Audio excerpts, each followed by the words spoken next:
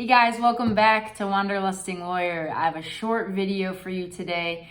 It's different than anything I've talked about. You know, usually I'm talking about products and where to stay and when to go. And I don't often talk about my own kind of Camino experiences. Today I have a fun video. I'm going to share with you the inspiration and the story behind my Camino tattoo. This is one of the things I love. I love when people post about this in the Facebook groups I follow, in the forums, because I just think it's so fun to see the beautiful concepts that people come up with.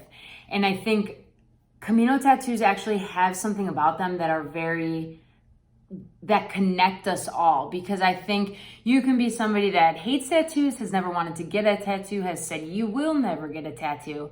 And then you go through this experience and you're left with trying to figure out how you can kind of memorialize it, how you can cherish it, how you can keep that memory alive.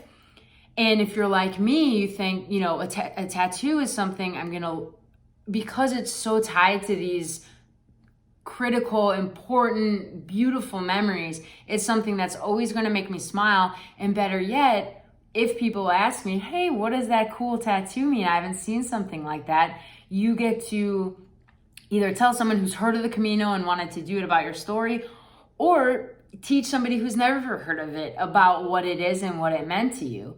And that was really my philosophy. I knew it was something I was going to love getting questions about and look down and feel happy about every day. So I told myself when I finished the Camino, I'm getting a tattoo. I'd always wanted a tattoo on this part of my arm, but was nervous, didn't know what to get, didn't know what I would love forever. But probably about a week out of Santiago, when I knew this was real, I was finishing, I had to get my tattoo.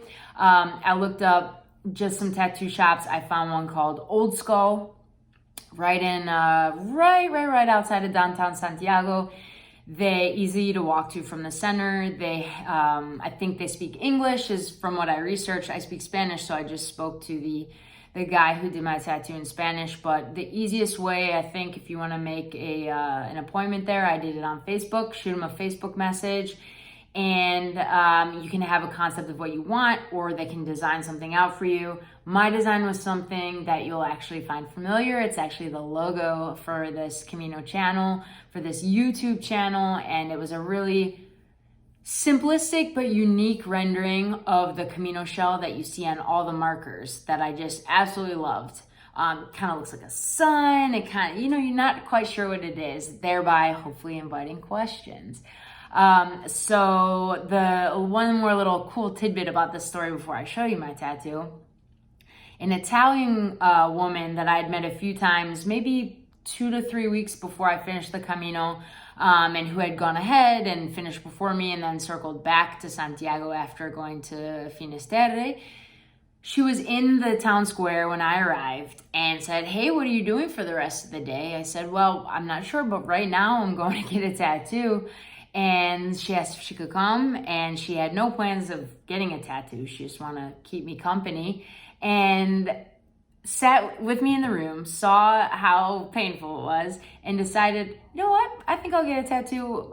Do you care if I get the same one as you? So she actually got the same one on her wrist. So I have a tattoo twin in Italy, who I may never see again, but for me that just encapsulates the magic of the Camino in one tattoo. So without further ado, here's my Camino tattoo.